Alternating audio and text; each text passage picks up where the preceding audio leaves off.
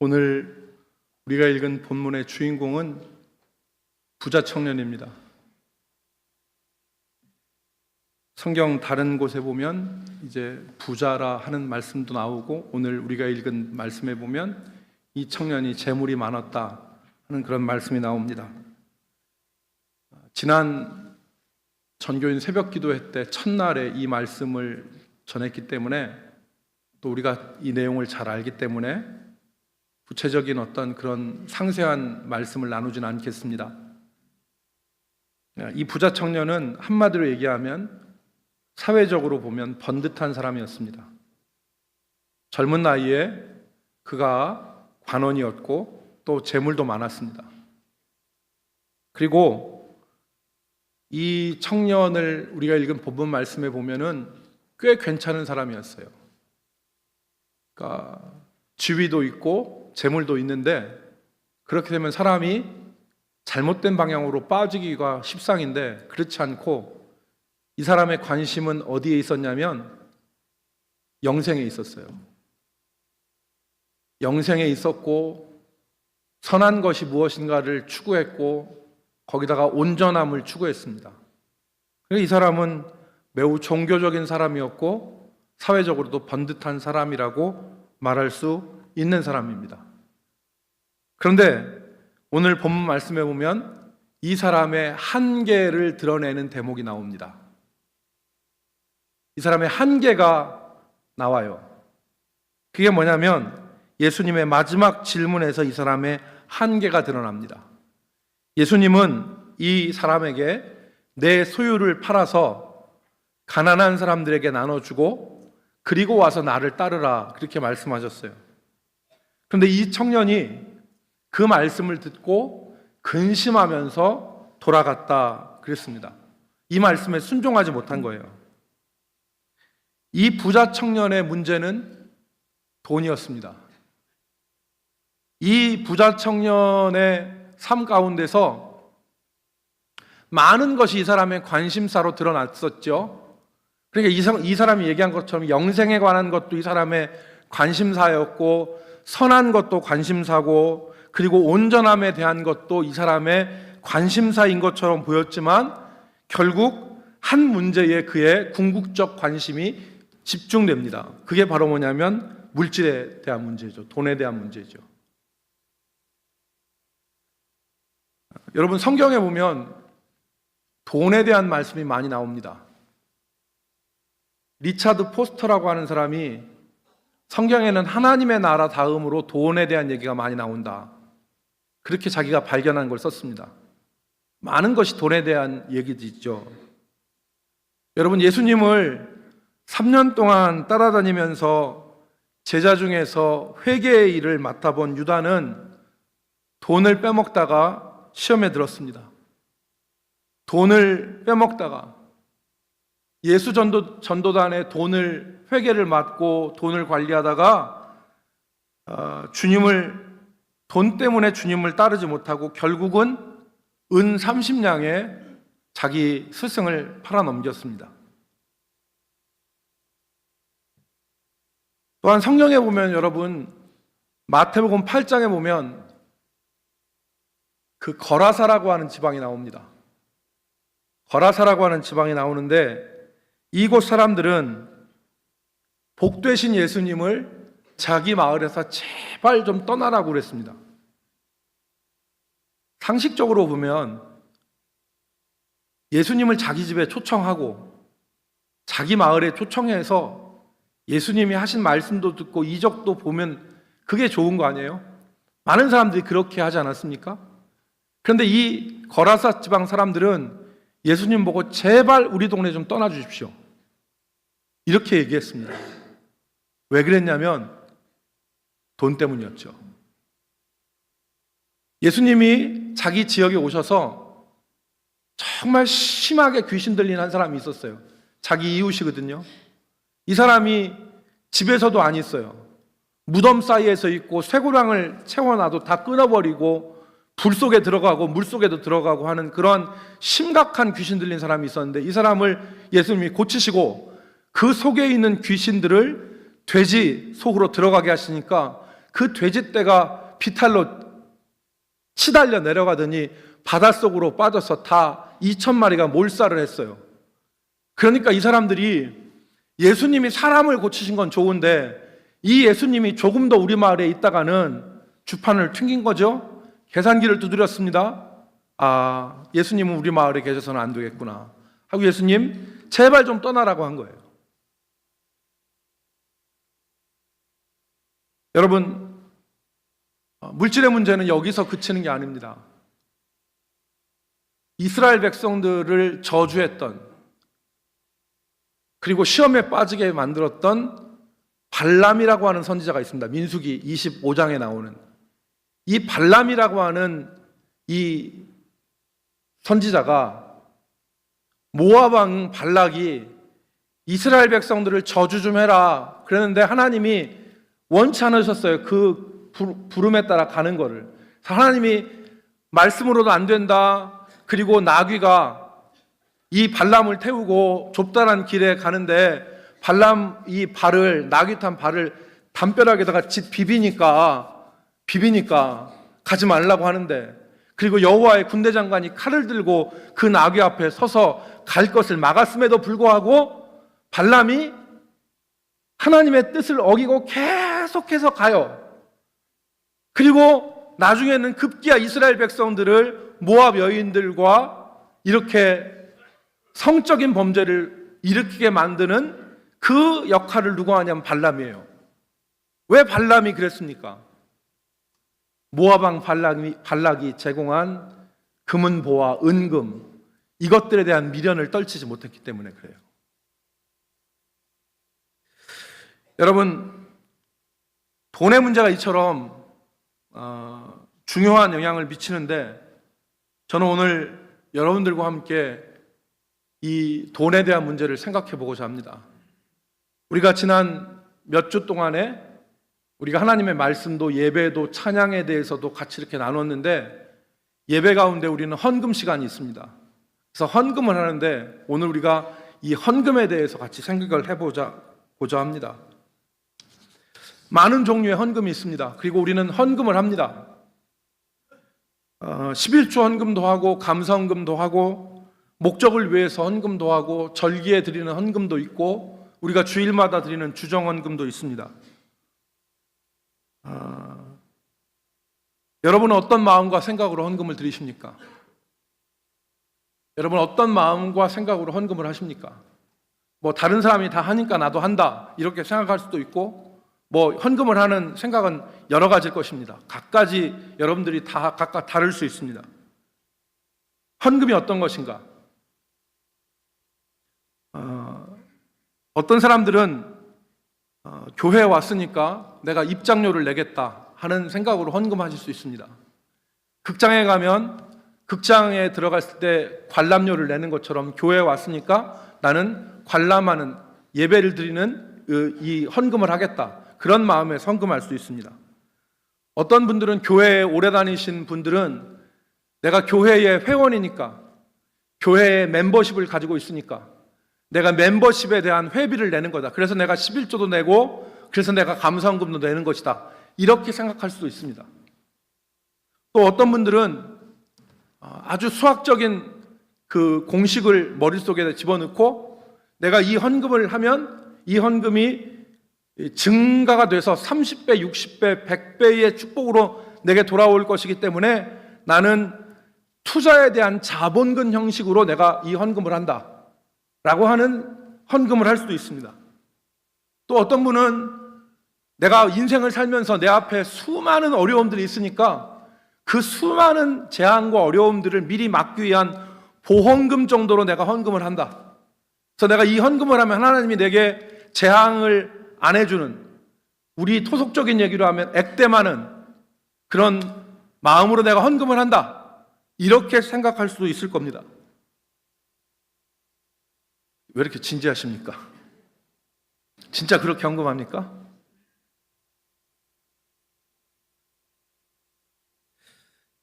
여러분 어떤 마음으로 헌금하십니까? 제가 얘기한 4가지 혹은 5가지로 헌금하십니까?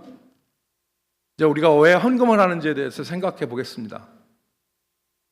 먼저 우리는 헌금에 대해서 살펴보기 전에 돈의 의미에 대해서 생각해 보겠습니다.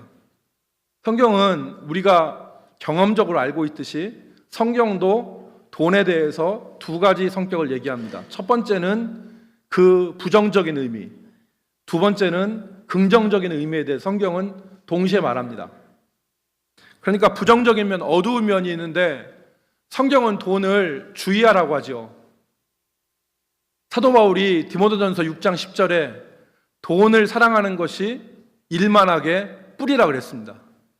돈을 사랑하는 것이 일만하게 뿌리다. 그래서 디모데전서 6장 10절 이하에 보면 이것을 탐내는 자들은, 이 돈이죠, 이것을 탐내는 자들은 미혹을 받아 믿음에서 떠나 많은 근심으로 자기를 찔렀도다. 돈을 사랑하는 쪽으로 가면 믿음에서 떠나게 된다는 겁니다. 그리고 예수님도 누가복음 6장 13절 말씀에서 너희가 하나님과 재물을 겸하여 섬기지 못하리라 그랬습니다. 그리고 오늘 본문 마태복음 19장에서는 낙타가 바늘귀로 들어가는 것이 부자가 천국에 들어가는 것보다 쉬우니라 말씀하셨습니다. 그러니까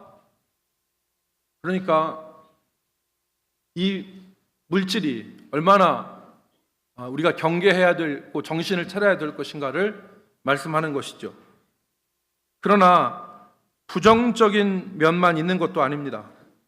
물질이 아름답게 쓰여지는 예도 수도 없이 많습니다. 여러분, 룻기에 보면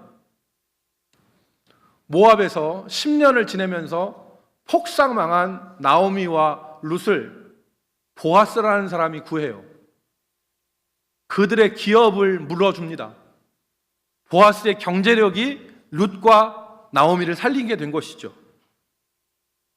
신약에도 보면, 여러분 신약에 보면 누가복음 8장 3절에 보면 헤롯의 청지기 부사의 아내 요한나라는 사람이 있습니다. 요한나라를 설명하기 위해서 그렇게 많이 쓴 거예요.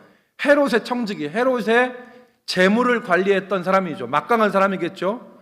헤롯의 재물을 그가 관리했으니까 헤롯의 청지기, 부사의 아내 요한나라는 사람과 수산나라는 사람이, 그리고 여러 여인들이 자기의 재물로 예수님을 섬겼다 그랬어요. 예수님의 제자들을. 그러니까 이들은 그 막강한 재물을 가지고서 주의 나라를 위해서 헌신하는 데 사용했던 거예요. 우리가 잘 아는 대로 예루살렘 교회가 어려웠을 때 그 아가야에 있는 고린도 교회와 마케도냐 교회들은 예루살렘 교회를 위해서 구제금을 준비해서 그들을 도왔습니다. 이런 양면적인 성격이 있다는, 밝은 면도 있고 어두운 면도 있다는 걸 잘 압니다. 그런데 우리가 하나 혼동하기 쉬운 것은 바로 무엇이냐면 돈이 우리는 가치 중립적이라고 생각합니다. 돈은 돈일 뿐, 물건을 사고 파는 수단일 뿐, 그것은 가치 중립적인 것이다. 인격적인 것이 아니다. 이렇게 생각합니다. 그런데 성경을 보면 이 생각이 잘못되었음을 우리는 금방 알 수 있습니다. 돈은 사람을 지배하기도 하고 사람의 경배를 받기도 하고 사람의 사랑을 받는 인격적 성격이 있습니다. 비인격적인 게 아니란 말입니다. 여러분, 마태복음 6장 24절에 보면 예수님이 너희가 하나님과 재물을 겸하여 섬기지 못하느니라 그러셨어요. 여기서 하나님과 대비되는 것은 재물입니다. 그런데 이 재물에 대해서 무슨 동사를 썼냐면 하나님과 재물을 겸하여 어떻게 하지 못한다고 그랬어요? 섬기지 그랬어요. 섬기지. 섬긴다는 말이 무슨 말이냐? 원어를 찾아보니까 이 섬긴다는 말이 둘루오라는 말을 썼어요. 둘루오. 이 둘루오라는 말은 무슨 말이냐? 헬라어의 노예나 종이라고 하는 말이 둘로스인데 이 둘로스의 동사형이에요. 그러니까 하나님을 섬긴다는 것은 너희가 하나님과 사람에 대해서 종처럼 되어서 노예처럼 되어서 동시에 섬길 수 없다, 그 말입니다. 그러니까 물질은, 재물은 가치 중립적인 것이 아니라 누구의 섬김을 받을 수 있다는 거죠. 섬김을. 그리고 예수님께서 여기서 쓰는 재물이라는 말도 그냥 돈이란 단어를 쓴 게 아니라 재물의 신인 맘몬이라는 단어를 썼습니다. 맘몬이라는 단어. 그러니까 너희가 하나님과 재물의 신을 겸하여 섬기지 못하느니라. 그러니까 재물은 단순히 축적되어지는 가치 중립적인 것이 아니라 신적인 성격을 가지고 있는 인격적인 것이다. 그래서 하나님과 재물을 같이 섬길 수 없다, 그렇게 말씀하신 것입니다. 그러므로 우리가 헌금을 드린다는 것은, 우리의 소득을 하나님 앞에 드린다는 것은 신앙 고백적인 행동입니다. 나는 돈을 주인으로 섬기는 것이 아니라 오직 하나님을 나의 주인으로 섬기겠습니다 라는 신앙 고백으로 여러분 드리는 겁니다. 그런 의미에서 여러분, 우리가 잘 아는 삭개오의 행동을 되짚어볼 필요가 있습니다. 삭개오의 행동을. 누가복음 19장에는 삭개오 얘기가 나옵니다. 여러분, 삭개오 아시죠? 삭개오는 키가 작고 열등감이 많은 사람이었습니다. 그런데 이 삭개오가 사람들이 손가락질을 해도 돈을 악착같이 모았습니다. 여리고의 세리장으로 사람들이 손가락질하고 동족의 피를 빨아먹는 나쁜 놈, 창녀 같은 놈 하면서 손가락질하고 비난해도 삭개오가 아랑곳하지 않았습니다. 삭개오에게 있어서 돈은 힘이고 능력이었어요. 그러던 어느 날 삭개오가 예수님을 만났습니다. 예수님이 삭개오를 만나시고 삭개오의 집에 가셨어요. 예수님이 삭개오의 집에서 무슨 일을 하셨는지는 구체적인 건 우리는 모릅니다. 그런데 한 사람이 어떤 사람의 집에 갔다는 것은 그 사람과 매우 깊은 인격적인 나눔이 있다는 얘기죠. 삭개오는 예수님의 인격, 예수님의 존재를 깊이 느꼈을 거예요. 그리고 나서 삭개오가 한 말이 있습니다. 선언을 하죠. 우리가 잘 아는 거예요. 삭개오가 선언을 합니다. 누가복음 19장 8절로 9절 말씀인데 우리가 한번 같이 읽어보기를 원합니다. 누가복음 19장 8절로 9절. 삭개오가 시작. 삭개오가 서서 주께 여짜오되 주여 보시옵소서, 내 소유의 절반을 가난한 자들에게 주겠사오며 만일 누구의 것을 속여 빼앗은 일이 있으면 네 갑절이나 갚겠나이다. 예수께서 이르시되 오늘 구원이 이 집에 이르렀으니 이 사람도 아브라함의 자손이로다. 아멘. 여러분, 삭개오가 자기 소유의 절반을 가난한 사람들에게 주고 누구의 것을 만약에 속여서 빼앗다면 4배나 갚겠습니다, 이렇게 선언한 것은 단순한 기부 행위가 아니에요. 단순한 기부 행위가 아닙니다. 이 말은 무슨 말이냐면 자기의 주인을 바꾸겠다는 거예요. 자기의 주인을 바꾸겠다. 지금까지 내가 돈이 최고인 줄 알고 돈밖에 몰랐고 사람들이 욕을 하건 손가락질을 하건 어떻게 나를 하던 나는 돈만 모았는데 예수님을 만나고 보니까 이제 내가 섬길 진짜 주인을 찾았습니다. 그래서 나는 이제 이 돈에 내가 그동안 악착같이 모으고 나의 힘과 능력이 되겠다고 생각하는 이 돈, 내가 절반 가난한 사람에게 주고 누구에게 뺏은 거 있으면 4배 갚고 그리고 나 진짜 예수님 따르겠습니다. 이 신앙 고백을 한 거예요. 삭개오의 행동은. 그러니까 예수님이 삭개오의 그 마음을 아시고 뭐라고 하셨어요? 너 구제 행위했으니까 네 구제가 도덕적으로 선하다. 너 도너 그 기부자 명단에 너 오를 거야. 이 얘기를 하신 게 아니에요. 예수님이 뭐라고 하셨냐면 오늘 구원이 이 집에 이르렀으니 이 사람도 아브라함의 자손님이로다. 구원을 얘기하신 거예요. 구원을. 이 사람도 구원받는 사람이다. 왜 그런 말씀을 하셨어요?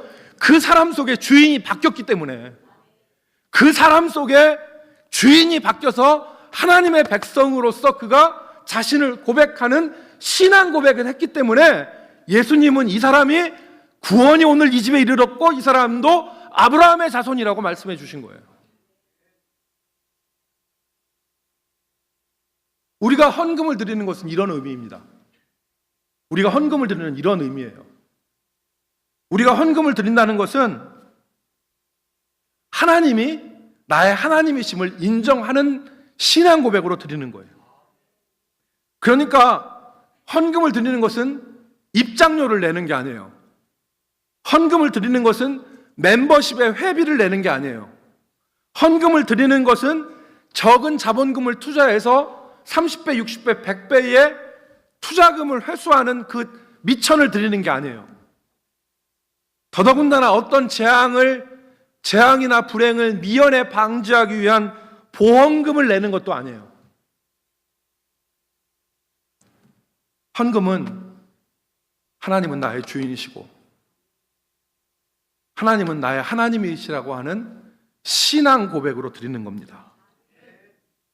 그렇기 때문에 헌금할 때 아무 생각 없이 헌금을 드리거나 의무감에 의해서 아까운 세금 내듯이 드리는 헌금은 바른 헌금이 아닙니다. 이거 11조 이거 아깝네. 이 11조 이거 아깝네 이거.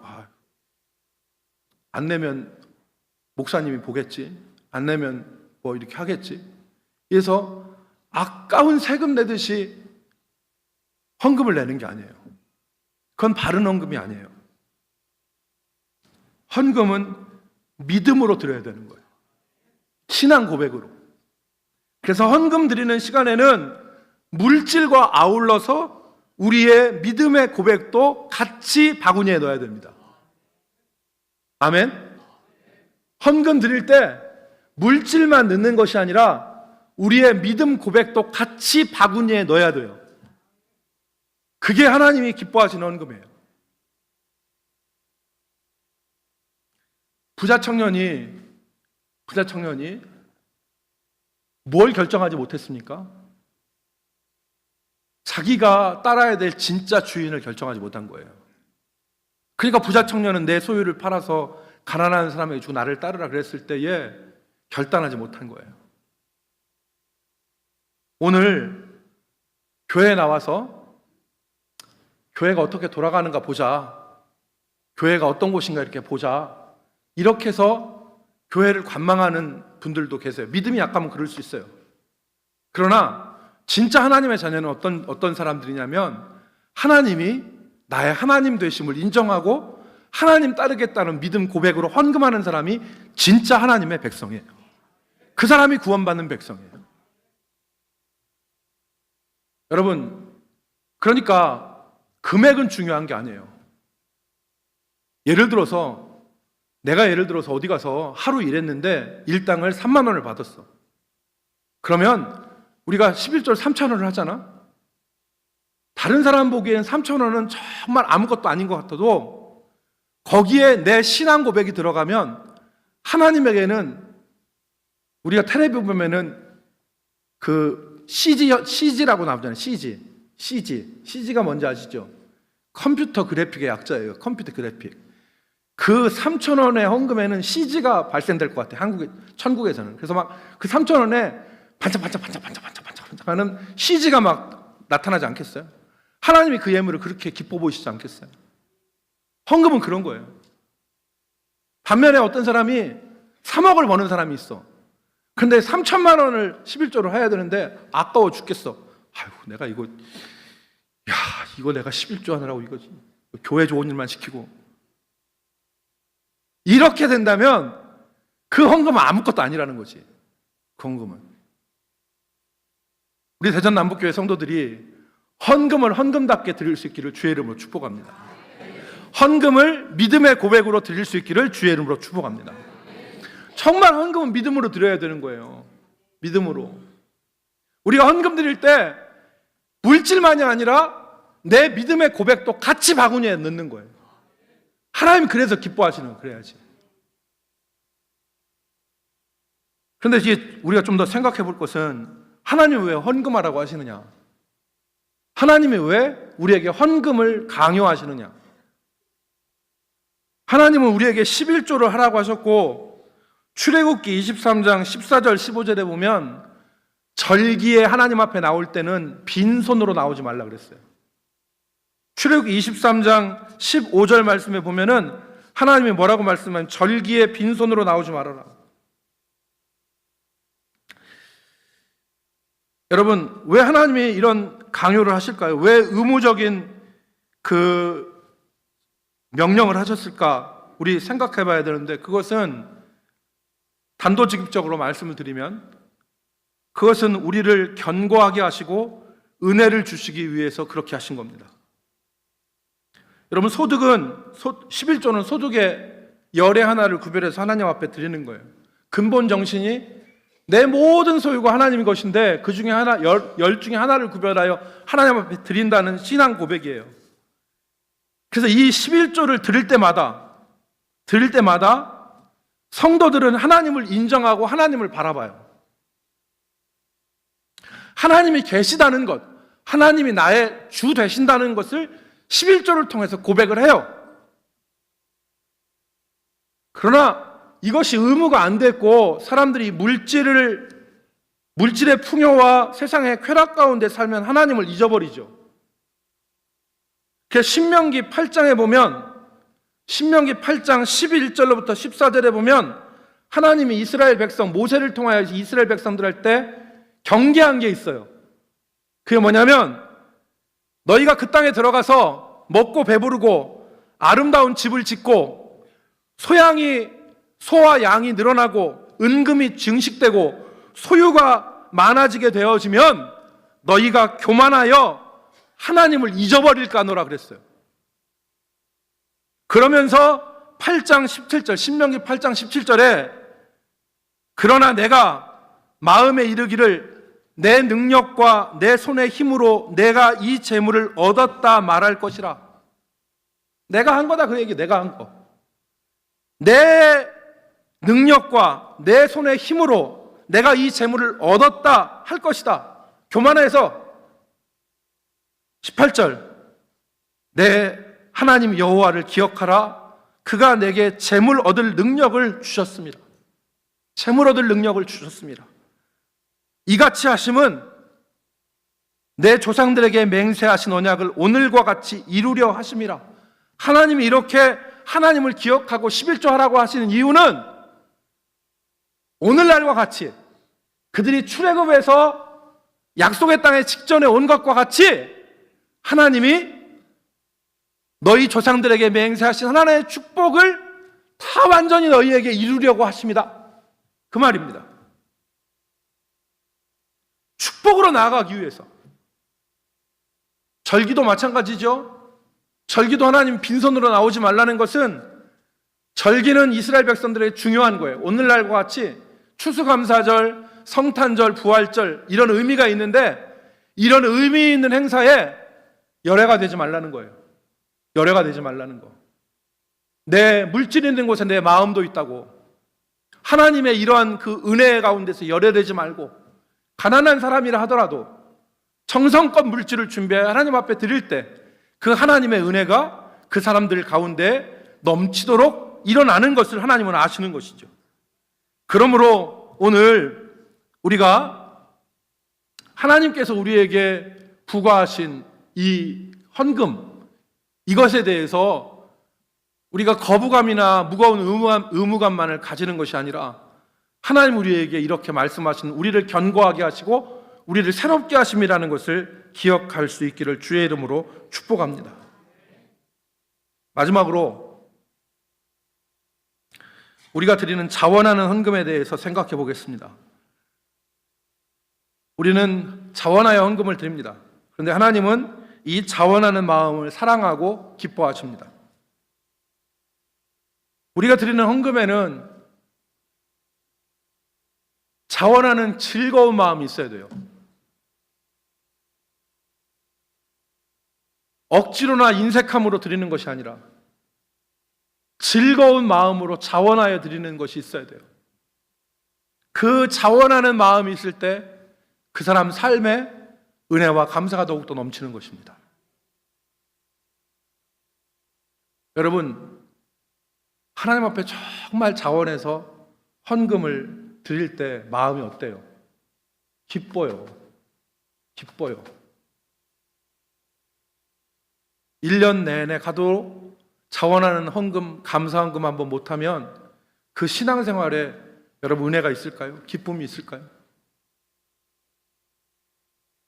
건강한 영혼은 자원하는 심령입니다. 그런데 이 자원하는 심령이 사라져요. 언제?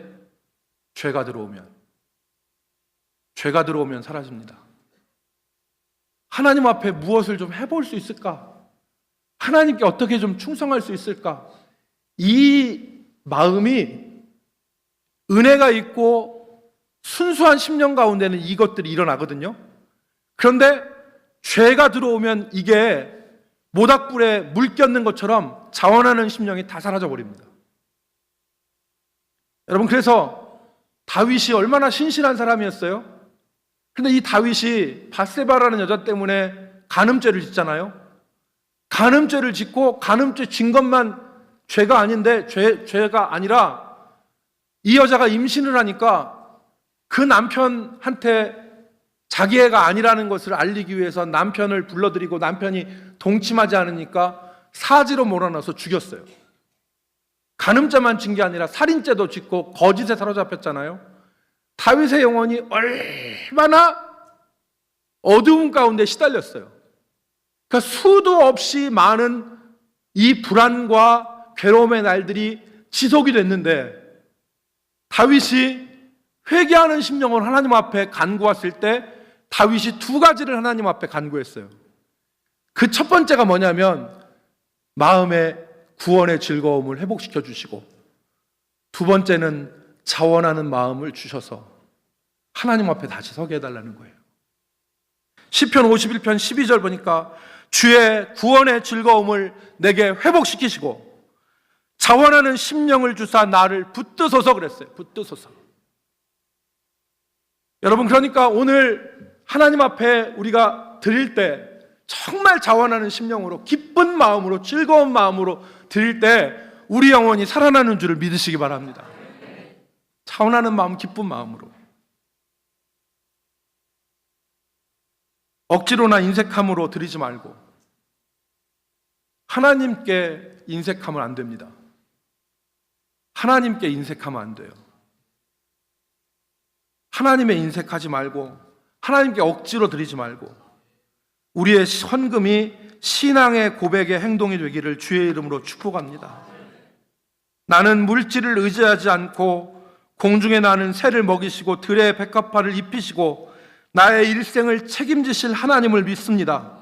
그리고 그 하나님께 나 자신을 대신하여 이 예물을 드립니다라고 하는 심령으로 우리가 헌금해야 됩니다. 그럴 때 유익이 있어요. 첫 번째는 날마다 우리의 심령이 새로워집니다. 그 예물을 드릴 때 우리의 심령이 새로워지고, 두 번째는 그리스도와 그 예물을 드릴 때마다 견고하게 결합이 돼요. 연합이 돼요. 세 번째, 그 연합을 통해서 주의 능력을 덧입습니다.